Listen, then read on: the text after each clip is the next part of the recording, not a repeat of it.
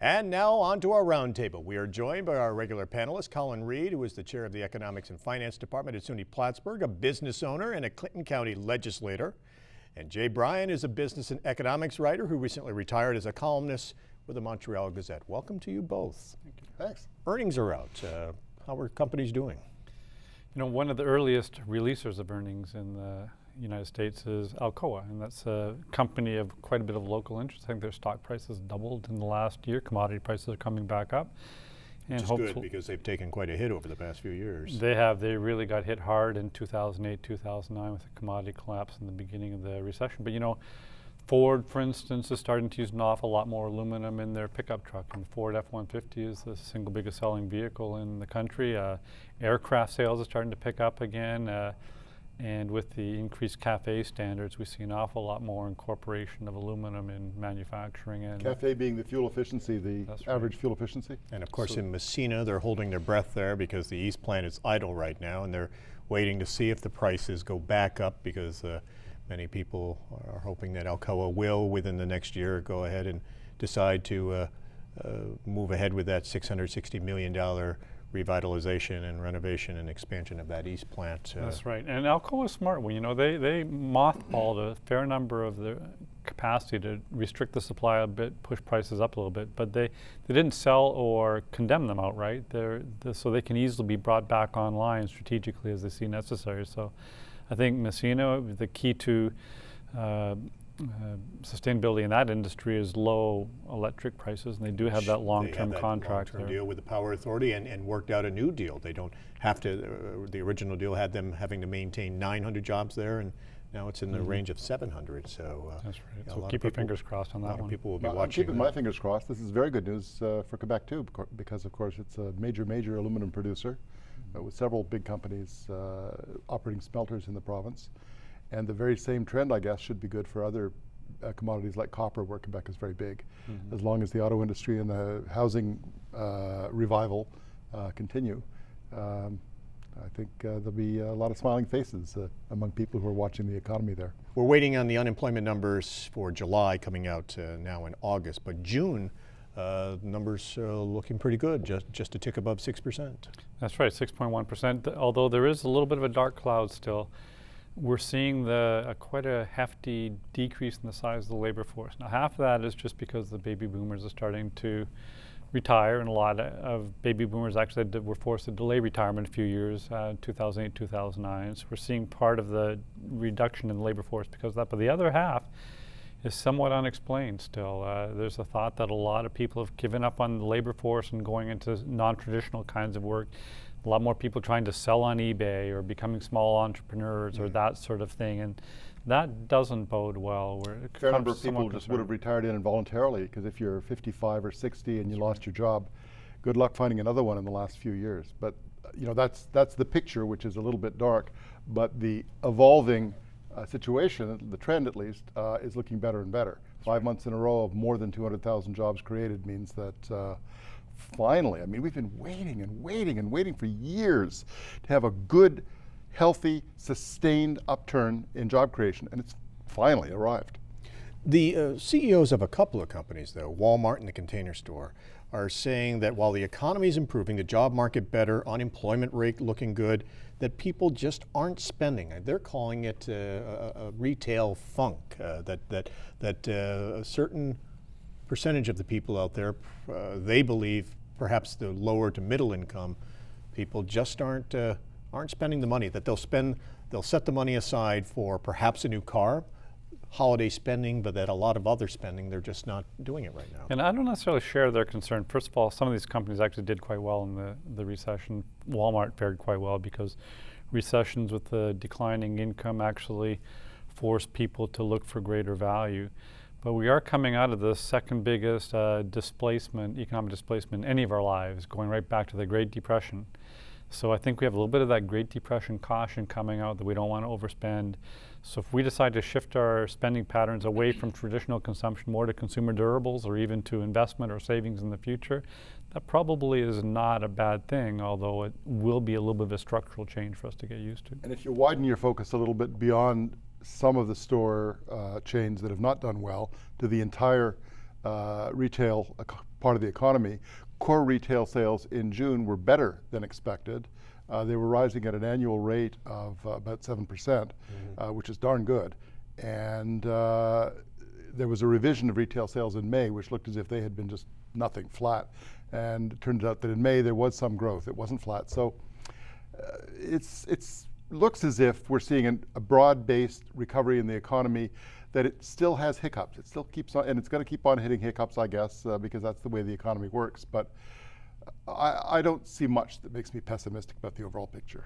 Walmart may be pointing us out, because Walmart is targeting lower and middle income shoppers now. They're going head to head more now with the dollar stores, the discounters, in a number of markets where they're opening smaller stores, and so they're going after those people. And the dollar stores, in the news this week, we just saw a multi-billion-dollar deal, $8.5 billion, Dollar Tree buying up Family Dollar, with this deal going through now 13,000 stores across the United States and 5 provinces in Canada.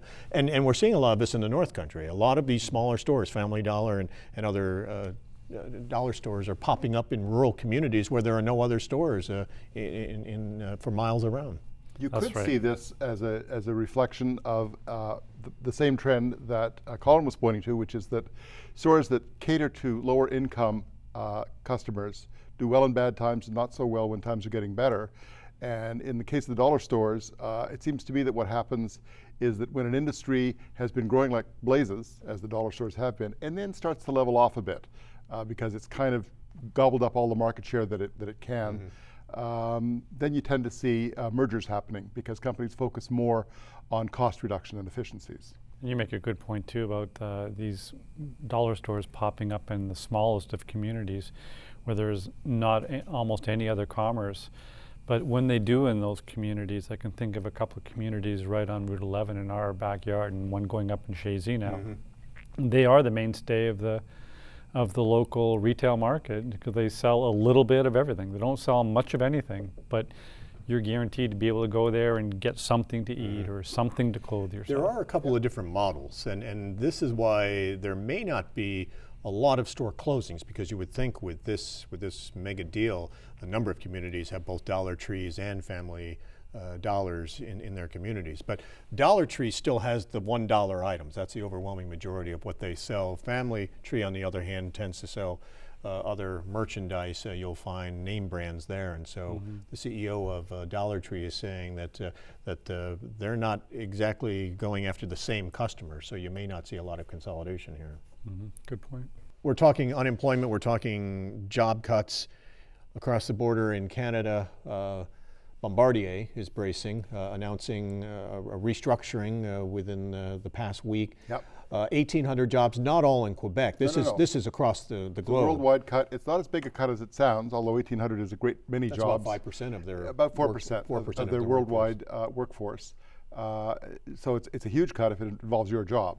And it seems to be centered largely on difficulties in the aerospace part of the company. They're a very, very big manufacturer of regional jets, the smaller airliners, and they have a huge program, a multi-billion-dollar program to jump into the smaller end of regular airline production. They'd be competitive with the Airbus 320 or the Boeing 737, I guess, which are massive, massive sellers around the world. And if Bombardier could get into that market and bite off even a modest market share, it would do very well. The problem is it costs many billions of dollars to design a brand new jet from scratch, and there are always all kinds of glitches. We've seen them with the Dreamliner from Boeing and the giant 380 from Airbus, and now we're seeing it again and again from Bombardier. There's been delay after delay with this project. Meanwhile, it's sucking up money like a giant Hoover, and it's tending, I think, according to some analysts, to starve other Bombardier programs, because they're bringing out new models of their business jets where they're a very big player. They're having trouble getting some major rail projects going on time and on budget. So the company is not really in serious trouble, but it is going through a difficult time. This is the C series. This is the C series. That's right. A few years overdue now, and cost overrun. Right, and it's probably not coincidental that the gentleman who's been the CEO at Bombardier for a number of years suddenly has decided that he's retiring at the time of this big restructuring. They're really focusing a lot on cost control now. So this is the aerospace CEO who is out as part of this? Mr. Hashi, the CEO of the company, yeah. Does this have any impact on their rail business, or are they so separate that this? I don't think it has a lot of impact on the rail business. As long as the rail business does well, employment there shouldn't be affected much. They'll probably try to trim any jobs they possibly can from every aspect of their business, which is why the cuts aren't limited to aerospace. But the trouble seems to be largely in the aerospace part of the business. And the two segments are quite segmented as well. That's correct. That's right. Which, of course, the rail side of it, a huge interest on this side of the border with the Bombardier plant here in Plattsburgh. A city in Maine has voted to block oil companies from using their port and using their pipeline to transport tar sands oil from Alberta from Montreal, from a refinery in Montreal, to tankers waiting off the coast of Maine and to ship it from there. The companies that own the pipeline still say they have no plans to reverse the flow. That pipeline has been around for 30, 40 years, sending crude from the Port of Maine to Montreal. That's what it's built for, yeah. The oil companies did seek permission from regulators in Canada to reverse the flow so that they could bring oil from Alberta to Ontario. Another portion of the pipeline, that's right. So they haven't asked to continue the flow of oil onto Maine, but a lot of people believe that that's the ultimate goal here, that they're looking to get the tar sands oil to Montreal, to a refinery, and then to a point where they can ship it from Maine. So the company, the city in Maine, is saying that they're anticipating that that's what their plans will do, and you're shaking your head. Most people believe that's probably ultimately the goal here. I'm not shaking my head because I don't believe that. I do believe that. I'm shaking my head because it's kind of a little bit of regulatory leap for a municipal authority to try to seize the powers of the U.S. State Department, which is I think the relevant body to decide whether a cross-border pipeline can change its operations or be expanded or be built. And even if you are very, very down on tar sands oil, which is a relatively dirty form of oil in terms of the amount of CO2 that it pumps into the atmosphere, it doesn't seem very logical to say that once it's already been produced, you're not going to let it go through an existing pipeline. I don't think there's any significant evidence that tar sands oil is different enough from any other kind of oil to be more dangerous. In fact, it's less dangerous when it's transported on a train because it's a little heavier and less explosive than more traditional forms of oil. They anticipate, the city of South Portland, Maine says it anticipates that there will be quite a legal battle with the oil companies. Has this been tried in other communities where they've tried to block oil from being shipped through a pipeline, and do they ultimately usually fail? They are seeking the same sort of public interest determination in Vermont because the route does go through Vermont as well, and that's been quite controversial for the past couple of years. But once the pipeline has those permissions, there's nothing to stop it from shipping, say, Bakken oil from the Dakota shale extraction.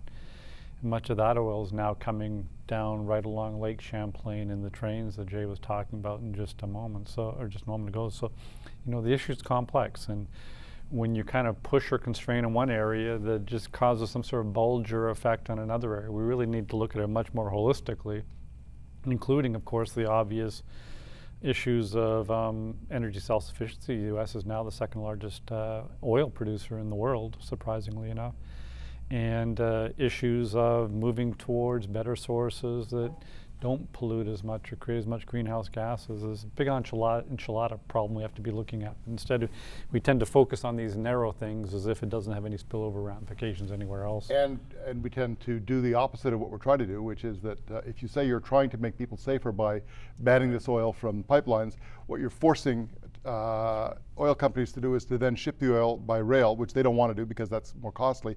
It's also considerably more dangerous, as we saw in Lac Mégantic, Quebec, where it was, I believe, Bakken oil that exploded because it is a bit more volatile. And within the past couple of weeks, the U.S. Transportation Department has come out with more proposals now cracking down on these DOT 111 tank cars. Canada did the same several months ago.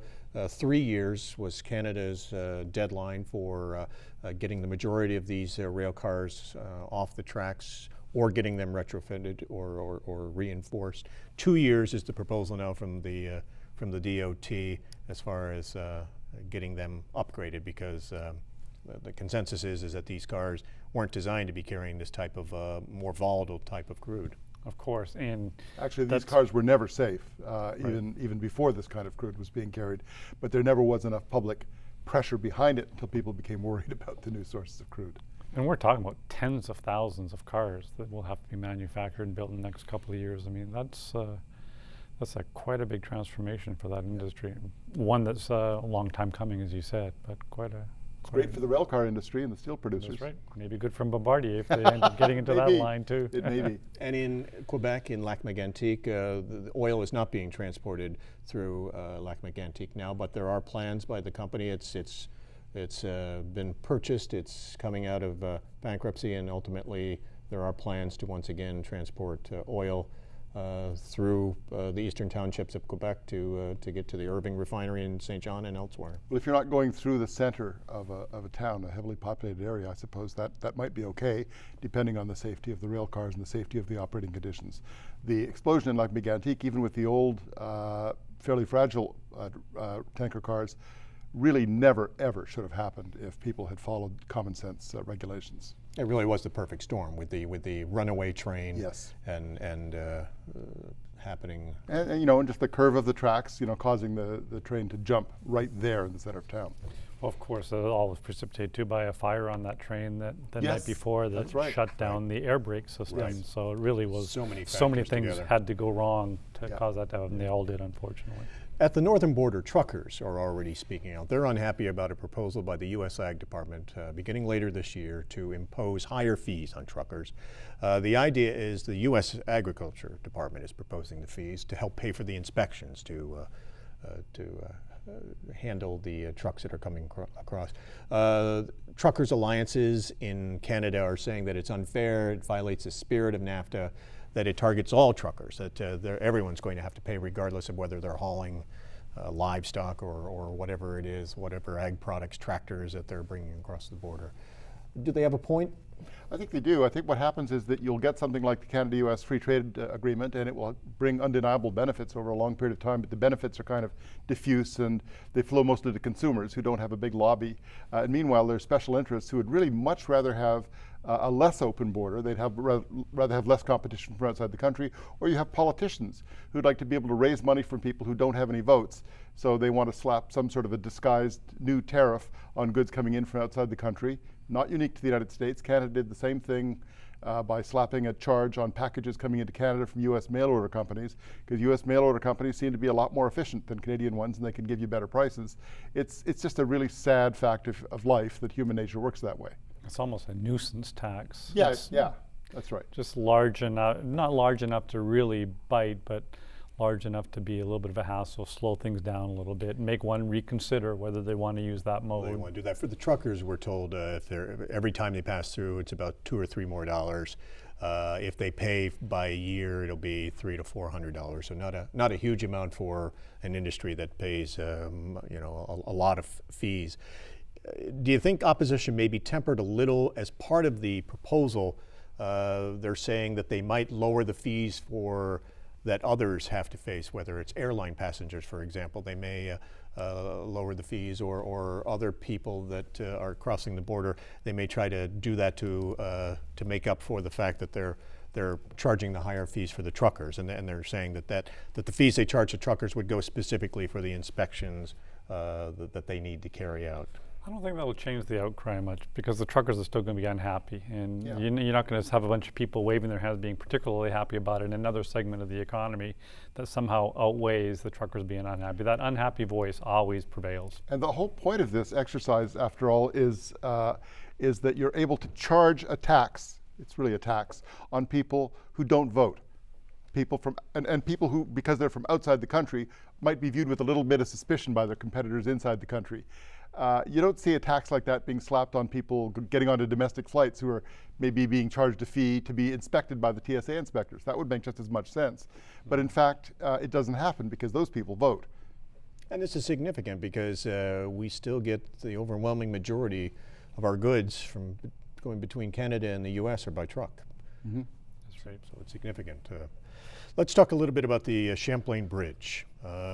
Canada has unveiled the new design for the bridge, a world famous bridge designer. Yes, I was very, very happy to see that because I was afraid that the federal government was going to cheap out on this thing and do some kind of a slapdash job the way they did the last time. I mean, the bridge is falling apart now because it was kind of a lousy job back when it was finished in the 60s. There's another bridge just a little bit down the river from it that's over 100 years old that's still in very good condition, built by Victorians back in the days when people knew how to build things. So this bridge is being built by a world famous, or designed largely by a world famous Danish architect. He's done bridges all over the world, including one across a very wide span of the North Sea. His bridges have won awards, and they're very beautiful. They're what are called cable-stayed bridges. So you have a very tall tower in the center of the bridge, and you have cables fanning out from that tower, holding the traffic lanes, the deck of the bridge. And they're not only beautiful, but they're also very, very strong bridges. So if the notorious construction corruption in Quebec doesn't cause them to use substandard steel cables or concrete that crumbles, that bridge should be strong for a long time. Well, since you raised that point, the cost estimated $3 to $5 billion. Yeah. Completion date by 2018. Yeah. Are those overly optimistic? I would not bet my life on that. In fact, I wouldn't even bet $10 on that.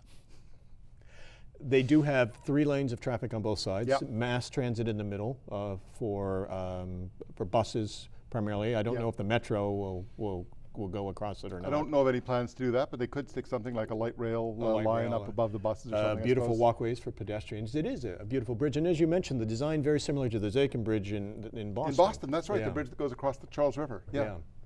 And I think maybe something that will also generate a lot of interest and attention, not necessarily the promise that it will be called the Champlain Bridge. There is talk that perhaps it will be renamed.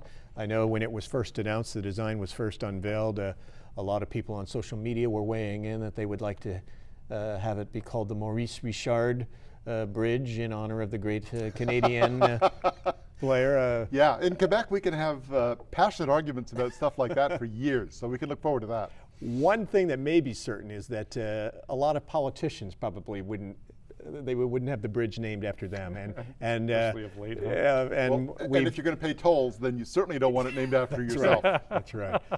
We've seen a case just in the recent weeks again where a lot of people shake their heads at a politician accused of wrongdoing in Quebec, a former lieutenant governor. Yes, that's right. Canada's a modest-sized country that can't claim world prominence in too many areas, but we do, I think, punch above our weight when it comes to bizarre political corruption.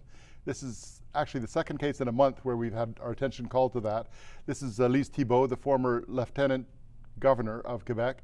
In our constitutional system, which is still based on the British monarchy, she's the Queen's representative in Quebec and thus theoretically the highest official in Quebec. Unfortunately, she got caught dipping into the till with false expense claims totaling close to $750,000 over the course of her time in office, which ended about 7 years ago, and she's being prosecuted for fraud. Her argument, when she tried to have that case quashed, and has just been slapped down by a judge, that argument did not hold up, was that she enjoyed sovereign immunity, royal immunity, excuse me, because as the highest official in Quebec, and the province which is going to be doing the prosecuting, she couldn't possibly prosecute herself. Talk about a sense of entitlement. You can sort of see where all of those fraudulent expense claims came from. And of course that comes right on the heels of former Senator Mike Duffy, appointed by the current government, the Harper government in Ottawa, and now the biggest embarrassment I think that they've ever had to face, finally formally charged with 31 criminal counts, mostly involving fraud for his $200,000 or so in fraudulent expense claims. Incredible. Well, he'd have a better chance appealing to the Queen in Ottawa than she would in Quebec, though. maybe he will, I don't know. One last topic to touch on before we let you gentlemen go. We showed a little bit earlier in the program the first electric car charging station in Plattsburgh that's free and open to everyone, set up on the old base. And folks can come there and charge their electric cars. Now, it really hasn't caught on yet in Plattsburgh. We don't really see a lot of those on the road quite yet. But there is more talk in Quebec of doing this. There was a recent gathering of electric car owners in Quebec, and they're making a lot of rhetoric on the electric thing. But of course, Quebec is also all behind electric. The Hydro-Quebec is one of the biggest exporters of electricity in the country, perhaps the world. There's a kind of tension there. There's a lot of talk about it because, as you say, Quebec has a real interest in seeing a switch from petroleum to electricity, since Quebec's a huge producer of electricity. But on the other hand, it would be very expensive, and Quebec is a province that is strapped for money and very deep in debt. And in Quebec's climate, it's about the worst place you can imagine to try to keep a battery charged, because batteries don't do well in cold weather. And it's rumored that there is sometimes some cold weather in Quebec. Or a cabin of a car heated is That's also true too. problematic. That takes a huge amount of energy. That's true. And you would think that perhaps it would be popular if the weather weren't a problem, because with gas prices in absolutely. Quebec. The cost of charging an electric car is so much lower than filling with gas. We do see that we do see the charging stations popping up in New York City now, in Albany along the thruway, but still you don't see many in Montreal. There just no, isn't but you the do demand. see more and more of the hybrid cars, mostly Prius models, which was the first model of the hybrid car, and that does make a good deal more sense, because a car like that can run on its gasoline motor if the weather's so cold that the battery doesn't last for long. But for most purposes, just to go buy groceries and go back home, if you're not going to drive more than 10 or 20 miles, you're using your battery power, and you're using your good cheap Hydro-Quebec power if you happen to get a plug-in model. And speaking of Hydro-Quebec, the Premier of Quebec joining the governors of New England a couple of weeks ago down in New Hampshire. Much of the talk, no surprise, about finding ways to get more hydropower from Quebec into New England. 3 proposals right now, 2 lines that would go under Lake Champlain, one to go to New York, one that would go to the Boston area, and then the Northern Pass, a separate line that would run down through New Hampshire. There's a lot of talk about trying to figure out how to work out getting hydroelectricity from Quebec down into New England and New York. It's a good deal for both parties, I think. With July now passing into August, the prison in Chateauguay has closed, and lots of folks are looking for new ways to use it. There had been talk about possibly a heroin treatment facility with the heroin crisis that's going on in New York State, and especially in northern New York right now. But we also are at a point where we hear a lot of states being approached by the Obama administration to possibly take the refugee children who are part of the border crisis, the Mexican border crisis, the thousands of children who are being detained now. Is there a possibility that, if approached, New York might look at some of these former prisons as sites?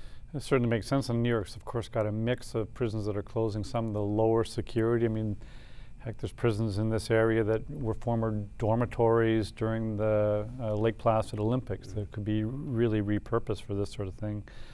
And in the next week or so, Congress has vowed to do something on immigration policy. We don't know if the president's going to get the money that he wants to do to solve the problem in the meantime. Nearly $4 billion.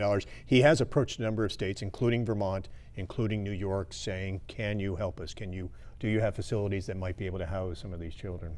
If you had something like a low security situation or a former dormitory, it would certainly be a lot less pointlessly harsh than putting people into these detention facilities that are being used now. And of course, there's a good deterrence if you tell Central America that their kids are going to be sent to the Canada-U.S. border to live out their residency. There might not be nearly so many crossing the border. Not too alluring. And we would anticipate that probably not as much opposition if the Chateauguay facility were used as we've seen, for example, in California, where there have been the protests to try to keep them from using facilities there. Of course. That is our business edition for this month. We want to thank Colin and Jay and you for watching. For all of us here at Mountain Lake PBS, I'm Tom Hellick. We'll see you next time.